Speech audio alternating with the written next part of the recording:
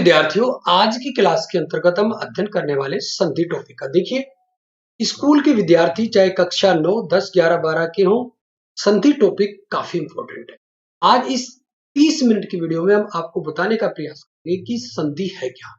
देखिए, जैसा आप स्क्रीन पर देख रहे हैं सामने, कि सबसे पहले ये समझने का प्रयास करें कि संधि होती क्या है। संधि कहते हैं दो या दो से अधिक वर्णों का मेल, अर्थात जब दो या दो से अधिक वर्ण एक साथ मिलते हैं और उनमें से किसी भी एक वर्ण में जब परिवर्तन होता है तो इसे क्या कहते हैं, संधि कहते हैं। बिल्कुल बेस से समझने का प्रयास करेंगे तो बिल्कुल आपके ये बात समझ में आ जाएगी। एक बार मैं आपको दिखा देता हूं। देखिए, यदि संधि को देखें तो संधि होती क्या है। संधि के अंतर्गत यहां पर देखो क्या होता है, दो वर्ण होते हैं, एक वर्ण और दूसरा वर्ण। अब इनमें से मान के चलो एक वर्ण ए है, दूसरा वर्ण भी ए है। इन दोनों के स्थान पर अब जब संधि कार्य करेंगे तो क्या बन गया, आ बन गया, अर्थात इनमें विकार हो गया। इसे ही हम क्या कहते हैं, संधि कहते हैं। अब बात आती है कि भाई संधि शब्द बना किससे। कई बार परीक्षा में आपके ये पूछ लिया जाता है, तो आपको ये भी मालूम होना चाहिए कि जो ये संधि शब्द है वो किससे मिलकर के बना है। तो संधि शब्द की बात करें तो संधि शब्द के अंतर्गत सम तो उपसर्ग है। ठीक है, आपको ये समझना बेहद जरूरी है। सम तो क्या है, उपसर्ग है। धा इसके अंतर्गत धातु है और की प्रत्यय है। की क्या है, की इसके अंतर्गत प्रत्यय है। तो ये होता है संधि शब्द की व्युत्पत्ति। संधि शब्द कैसे बना, यदि आपसे परीक्षा में पूछ लिया जाए कि भाई संधि शब्द कैसे बना, तो आप कैसे बताएंगे कि संधि जो शब्द है उसके अंतर्गत सम उपसर्ग धा धातु और की प्रत्यय है। ये बनती है संधि की व्युत्पत्ति, संधि शब्द की। अब संधि के भेद कितने होते हैं। संस्कृत के अंतर्गत यदि हम संधियों के भेद की बात करें तो संधियों के भेद दो तरीके से किया जाता है। एक व्याकरण सिद्धांत कौमुदी और दूसरा होता है लघु सिद्धांत कौमुदी। हमें केवल और केवल किसको पढ़ना है, हमें पढ़ना है केवल और केवल लघु सिद्धांत कौमुदी के अनुसार। देखिए, यहां पर आप देख सकते हैं कि लघु सिद्धांत जो कौमुदी है, उस लघु सिद्धांत कौमुदी के अनुसार संधि के कितने भेद माने गए, तीन भेद माने गए। सबसे पहला भेद यह देखिए, स्वर संधि। दूसरा भेद व्यंजन संधि। तीसरा है विसर्ग संधि। मैं फिर आपको बता दूं कि ये भेद हम किसके अनुसार पढ़ रहे हैं, लघु सिद्धांत कौमुदी के अनुसार। तो लघु सिद्धांत कौमुदी के अनुसार संधियां कितनी हो गई, तीन हो गई, जिनमें से सबसे पहली संधि कौन सी है, स्वर संधि है। अब पूछेंगे भाई स्वर संधि क्या होती है, तो स्वर के साथ में जब दूसरा भी स्वर ही हो वर्ण, तब कौन सी संधि बनती है, तब बनती है स्वर संधि।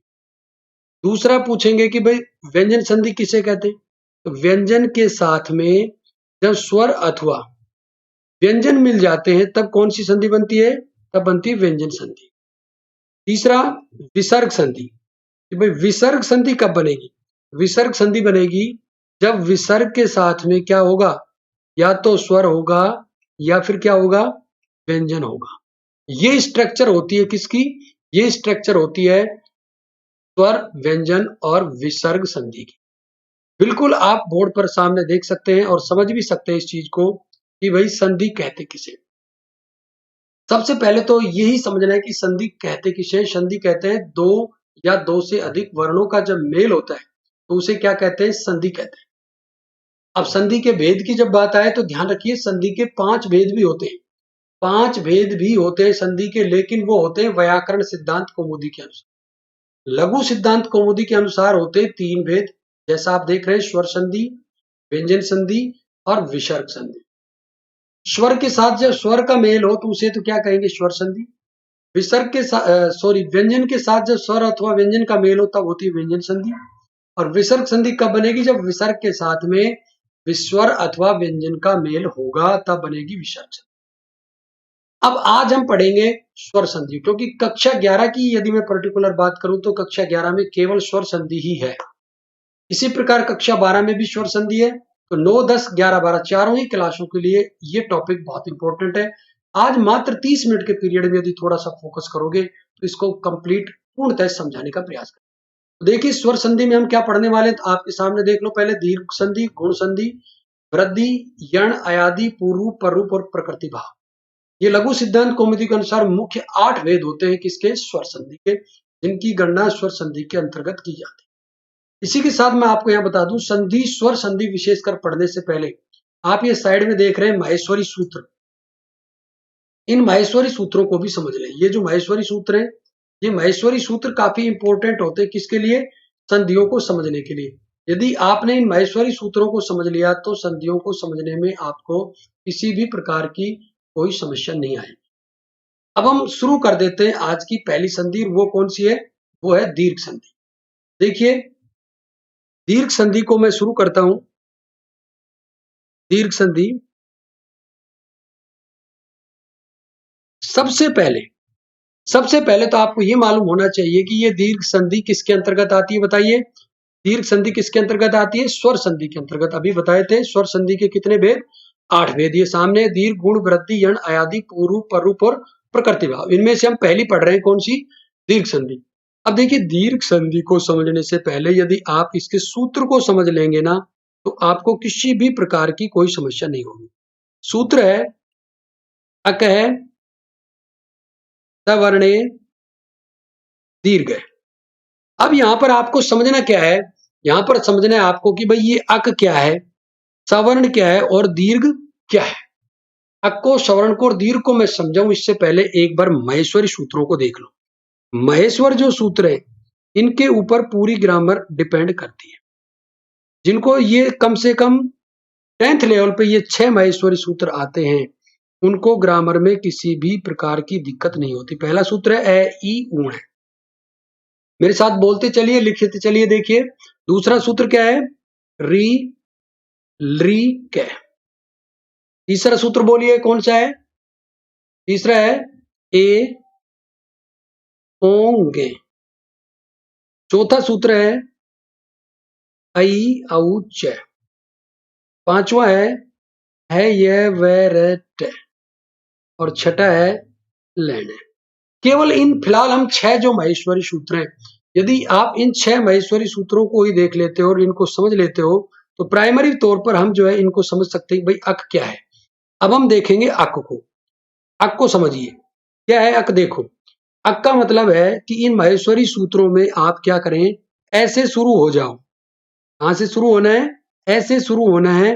और ये पीछे के काउंट नहीं करने, ये काउंट नहीं करने। अब बोलिए, जब तक कै नहीं आ जाए तब तक बोलते रहो। तो सबसे पहले क्या आ गया? ए। इसके बाद क्या आ जाएगा? ये ई। फिर क्या आ जाएगा? ऊ। ण को लेंगे नहीं, फिर क्या आ जाएगा? री। और फिर क्या आ जाएगा? ली। तो भाई आपको अब समझ में आ जाना चाहिए अक का मतलब क्या होता है। अक का मतलब होता है ये ए ई ऊ री ली। क्यों? क्योंकि ये हमें कौन बता रहे हैं? महेश्वरी सूत्र बता रहे हैं। ये देखिए, ऐसे लेकर कै तक ए ई ऊ री ली आते हैं। और सबसे इंपॉर्टेंट चीज जो समझने की वो ये है कि ए ई ऊ री ली, इन 5 के ऊपर ही, इन 5 स्वरों के ऊपर ही पूरी संस्कृत की जो ग्रामर है वो आधारित है। यदि इन 5 को समझ गए तो समझिए आपको पूरी संस्कृत की स्वर संधि आ जाएगी। इन्हीं 5 को मूल स्वर भी कहते हैं, क्योंकि और जो स्वर है वो इन्हीं की सहायता से बनते हैं, इसलिए इन्हें क्या कहते हैं? इन्हें मूल स्वर भी कहते हैं। अब भाई, अब ये संधि कह क्या रही है वो समझ के देखिए। ये संधि कह रही है कि भाई जो अक है ना, ये जो अक है, अक का मतलब क्या है? सबसे पहले देखिए अक। अक का मतलब है ए ई ऊ री और लिरी। और अक का सवर्ण, सवर्ण का मतलब एक जैसी शक्ल का। तो अक का शक्ल का क्या है? अक ही है। अर्थात ए ई ऊ री और लिरी। तो देखिए, बिल्कुल ये आपकी संधि तभी बनेगी क्योंकि अक के सवर्ण का, तो अक का सवर्ण क्या है? अकी। अर्थात ए का ए, ई का ई, ऊ का ऊ, री का री और लिरी का लिरी। जब ए के साथ ए ही हो, अब यहां पर ध्यान दीजिए, दीर्घ ए भी हो सकता है। दीर्घ ए भी हो सकता है, इस बात का कोई फर्क नहीं पड़ेगा। इसी प्रकार ई भी दीर्घ हो सकती है एक तरफ, ऊ भी एक तरफ दीर्घ हो सकता है, इसका कोई फर्क नहीं पड़ेगा। लेकिन फर्क ये है कि जब दोनों एक समान हो तो इनका रिजल्ट क्या होगा? दीर्घ ही हो जाएगा। ई का क्या हो जाएगा? बड़ी ई, ऊ का बड़ा ऊ और री का बड़ी री। एक घुंडी और बढ़ा दो, री का दीर्घ होता ही नहीं है। ये जो बात समझ गया उसके समझ में दीर्घ संधि भी आ जाएगी। बस यही समझना है। दीर्घ संधि को सवर्ण संधि भी कहते हैं। क्या कहते हैं? सवर्ण संधि। क्यों कहते हैं भाई सवर्ण संधि? दीर्घ संधि को सवर्ण संधि इसलिए कहते हैं क्योंकि इसमें दोनों वर्ण समान होते हैं, एक जैसे होते हैं, इसलिए इसको सवर्ण संधि भी कहते हैं। तो अब ये बात आपके बिल्कुल समझ में आ गई होगी कि भाई दीर्घ संधि क्या है। दीर्घ संधि क्या है? दीर्घ संधि है अकह सवर्णे दीर्घ। मतलब ये हुआ कि भाई जो अक है इसका जो सवर्ण होगा उस सवर्ण को क्या कर देंगे? दीर्घ कर देंगे। अक का मतलब क्या है? अक का मतलब है ए, ई, उ, री और लिरी। फिर समझ लीजिए, अक का मतलब ए, ई, उ, री, लिरी क्यों है? क्योंकि ये हमें माहेश्वरी सूत्र बताते हैं। ये देखिए, माहेश्वरी सूत्र कहते हैं कि भाई ए से लेकर और क तक क्या है? ये मूल स्वर आते हैं। अक का मतलब हो गया ए, ई, उ, री, लिरी। अब अक का सवर्ण क्या है? अक का सवर्ण भी यही होगा, ए, ई, उ, री, लिरी। तो अब होगा क्या? अक जो होगा उसके सवर्ण को क्या कर देंगे? दीर्घ कर देंगे। दीर्घ क्या होगा? ए का आ, ई का बड़ी ई, उ का बड़ा उ और री का बड़ी री, और लिरी का दीर्घ होगा ही नहीं। ठीक है भाई, ये समझ लीजिए। अब इसको एक एक उदाहरण से समझ लेते हैं। उदाहरण से कैसे समझेंगे वो भी देख लो। देखो, सबसे पहले ए का उदाहरण देख लो। राम प्लस अवतार क्या है? राम प्लस अवतार। इसमें रा मैं को तोड़ो, हलंत करो, बाहर क्या गया? ए। सामने क्या है? ए। और वतार को अलग कर दो। तो अब देखो ए प्लस ए, ये देखिए क्या हो जाएगा? आ हो जाएगा। ये लो, अब इनको वापस मिला दो। देखो, राम और अब ये क्या आ गया? आ, और सामने क्या है? वतार। जब हम इसको मिलाएंगे तो रा मैं के अंदर ये आ की मात्रा आ जाएगी, माँ और वतार क्या बन गया? राम अवतार। तो ये पहला जो एग्जाम्पल था इसका उदाहरण हो गया, इसका ए का। अब दूसरा उदाहरण हम समझ लेते हैं। देखो, श्री प्लस ईश है, ठीक है। श्री में ये क्या है? श्रय। बाहर क्या गई? बड़ी ई। सामने क्या है? बड़ी ई। तय को अलग कर दो। दोनों ई मिलकर भी क्या होगा? बड़ी ई। अब हुआ क्या? देखो, श्रय, ई और शय, इनको मिलाएंगे तो श्रय में बड़ी की मात्रा और क्या बन गया? श्री से। ये हो गया ये ई का उदाहरण, ठीक है। अब हम देख लेते हैं ऊ का उदाहरण। देखो, भानु प्लस उदय। भानु प्लस उदय, इसमें भान को तोड़ो, ऊ, और सामने भी क्या है? उदय। तो ऊ से ऊ मिलके क्या हो गया? दीर्घ ऊ। यहां देखिए, भान, ऊ और दय मिलाएंगे तो क्या हो जाएगा? भा, नु बड़ा और दय, भानुदय। ये हो गया ये दूसरा एग्जाम्पल ऊ का।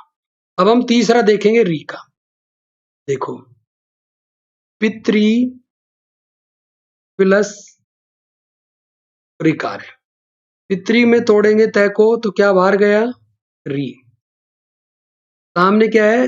रिकार। री प्लस री बराबर दीर्घ री में एक घुंडी और पढ़ा दो। अब इनको मिला दो आपस में, क्या हो जाएगा? पित, री बड़ी और कार। जब मिलाएंगे तय में बड़ी री की मात्रा आ जाएगी और क्या हो जाएगा?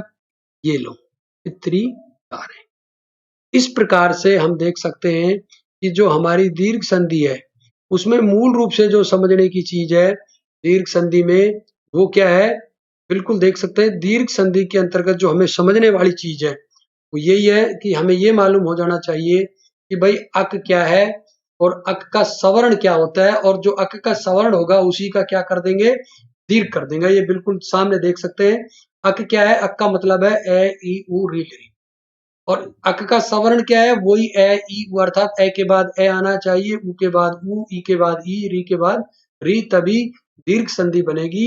इसीलिए ध्यान रखिए, जो दीर्घ संधि है उसको सवर्ण संधि भी कहते हैं। दीर्घ संधि का दूसरा नाम क्या है? दीर्घ संधि का दूसरा नाम है वो है सवर्ण संधि। इस प्रकार से हमने पहला जो स्वर संधि थी इसके अंतर्गत जो पहली संधि है उसको पढ़ा, और पहली संधि कौन सी पढ़ी हमने? दीर्घ संधि को पढ़ लिया है। अब हम अगली संधि कौन सी पढ़ने जा रहे हैं? अब हम अगली संधि पढ़ेंगे गुण संधि। देखिए, इनको पढ़ते समय एक बात समझना बेहद जरूरी है, और बात वो क्या है? वो बात है मूल स्वरों की। अर्थात जो मूल स्वर होते हैं उन पे ही पूरा स्वर संधि डिपेंड करता है।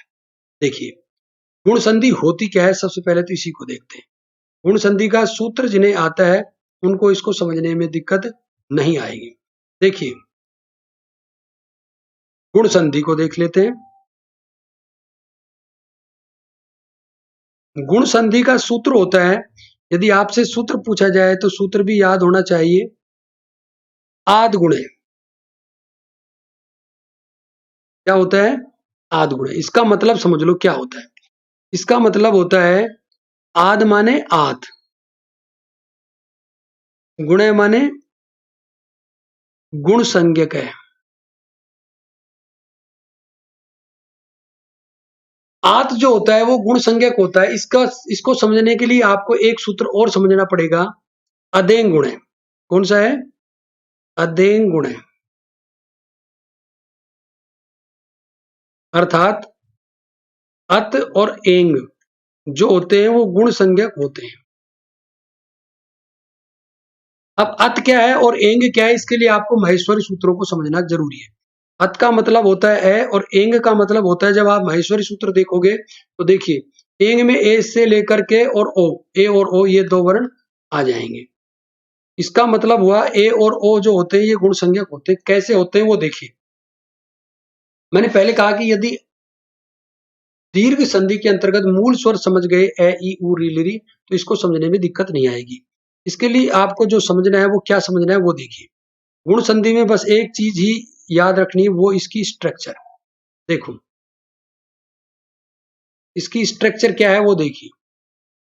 इसकी स्ट्रक्चर बनती है ए या आ के बाद में ई, ए या आ के बाद में उ, ए या आ के बाद में री, ए या आ के बाद में लरी। आ जाए तो क्या कर देंगे? ए प्लस ई का ए प्लस उ का ओ, ए प्लस री का अर, और ए प्लस लरी का अल कर देंगे। ये ही क्या होती है? इसे ही हम गुण संधि कहते हैं। बस कंप्लीट यदि इसको समझ गए तो गुण संधि समझने में आप लोगों को दिक्कत बिल्कुल भी नहीं आएगी। यही क्या है? यही गुण संधि है कि ए के बाद ई आए तो ए के बाद उ आए तो ओ, ए का री और लरी का अल होता है। ये समझना। अब देखिए, दीर्घ संधि में मैं रिपीट कर देता हूं, हमने क्या पढ़ा था? दीर्घ संधि में पढ़ा था ए ई उ री और लरी। देखिए, जो ये समझ गया उसको संधि पूरा टॉपिक समझने में दिक्कत नहीं आएगी। इसके बाद क्या किया था? ए के बाद ए ही आना चाहिए, ई के बाद ई ही आनी चाहिए, उ के बाद उ, री के बाद री, लरी के बाद लरी। तभी क्या बनेगी? दीर्घ संधि बनेगी। तो यहां पर एक चीज देखिए, सारी संधियां इन पांचों पे डिपेंड है। अर्थात हम यहाँ पर क्या प्रयोग करें? बिल्कुल एक जैसा आए, ए के बाद ए ही आना चाहिए। अब गुण संधि में देखो क्या किया है। गुण संधि में कंप्लीट ए को तो रख दिया कहाँ? ऊपर, और इसके बाद क्या थी? जो ई थी उसको कहाँ रख दिया? नीचे। ये देखिए, ई के बाद फिर क्या आया? उ, फिर क्या आया? री, और फिर क्या आया? लरी।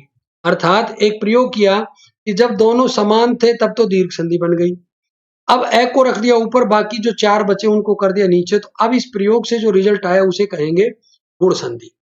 इसको एक एक उदाहरण समझ के देखो। सबसे पहले देखो, गण प्लस ईश है। देखो, तो गण में टूट के क्या बाहर गया?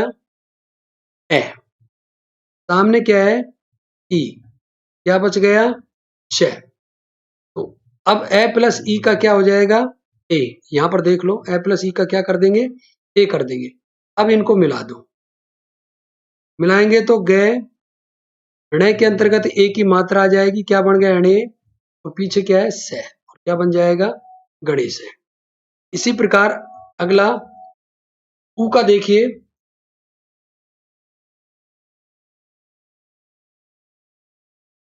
गंगा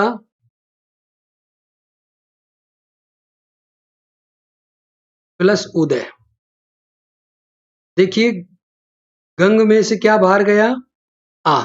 ए हो या आ हो इसका कोई फर्क नहीं पड़ता है, इसे हसो ए और दीर्घ ए बोलते हैं। सामने क्या है? उदय। आ या ऊ के बाद क्या हो जाएगा? ओ हो जाएगा दोनों का मिलकर। अब हम इनको क्या करेंगे? मिला देंगे तो गय में ओ की मात्रा आ जाएगी, क्या बन गया? गो। और सामने क्या बच गया? ये दया। क्या रूप निकल के आया? गंगोदय। इसी प्रकार री का देख लेते हैं। देखो री का देखिए, री में आ जाएगा गुण संधि के अंतर्गत जो उदाहरण यदि हम री का देखेंगे,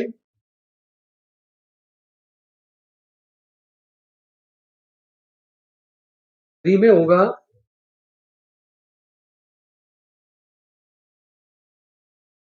तव प्लस लिरिकार है। देखिए वह को तोड़ेंगे, क्या बाहर गया? ए। सामने क्या है? लिरी। और पीछे क्या है? कार है। ए प्लस लिरी का क्या हो जाएगा? देखिए अल हो जाएगा। ठीक है, इसमें लय हलंत रहेगा। अब इनको संयुक्त कर दो। तय वह आधा था, ए आते ही वह पूरा हो गया। लय आधा है क्योंकि आगे कोई स्वर नहीं है, इसलिए क्या बनेगा? तवलकार। री का होगा महा प्लस ऋषि। देखो महा में है को तोड़िए, आ बाहर गया। सामने क्या है? री और सी। आ ए आ के बाद री का क्या हो जाएगा? अर हो जाएगा। जब इसको मिलाएंगे देखिए है में ए की मात्रा आ जाएगी, है पूरा हो जाएगा। और रे चूंकि आधा है इसलिए इस सी के ऊपर चढ़ जाएगा। ये देखिए क्या सिद्ध होगा? महर्षि। तो ये स्ट्रक्चर किसकी बन गई? ये बन गई गुण संधि की। ये स्ट्रक्चर किसकी बन गई? गुण संधि की बन गई। देखिए यदि हम गुण संधि को और दीर्घ संधि को देखते हैं तो जो मूल बात निकल के सामने आती है जो समझने की, वो ये आती है कि दोनों संधियों के लिए मूल स्वर की आवश्यकता होती है।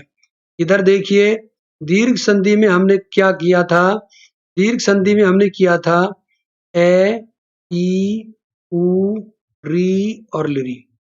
इसके बाद सेम ये ही होना चाहिए। ठीक है, तभी ये कौन सी संधि बनेगी? तभी ये सवर्ण संधि बनेगी, दीर्घ संधि बनेगी। और इनका रिजल्ट क्या निकल के आया था? इनका रिजल्ट आया था दोनों क्या है? समान होने चाहिए। तब क्या हो जाएगा? उनका दीर्घ हो जाएगा। इसे दीर्घ संधि भी कहते हैं और सवर्ण संधि भी। री का दीर्घ होता ही नहीं है। ठीक है, अब यही कहीं यदि गुण को देखोगे तो समझ में आ जाएगी स्थिति। गुण क्या कह रही है? गुण संधि कह रही है कि भाई जो ए था इसको तो रहने दो ऊपर ही अब। ठीक है, और जो बाकी चार बचे थे इनको एक एक करके नीचे ले आओ। ई, उ, री और लिरी। अब इनका क्या हो जाएगा? ए प्लस ई का हो जाएगा ए प्लस उ का ओ, ए प्लस री का अर, ए प्लस री का अल हो जाएगा। इसे क्या कहते हैं? इसे गुण संधि कहते हैं। अब इसी से देखिए इन्हीं चौरों से अब एक चीज और स्पष्ट होगी। दीर्घ गुण। अब अगली संधि आएगी वृद्धि संधि। कौन सी? अगली संधि हम पढ़ेंगे वृद्धि। इसमें बिल्कुल स्पष्ट है, जो ए था इसको ऊपर ही रहने दो, ए को ऊपर ही रहने दो। देखो अब जो इनका रिजल्ट आए, जो ये रिजल्ट है, ये रिजल्ट इसको इनके नीचे रख दो। ए के नीचे ए रख दो, ओ रख दो, वही सेम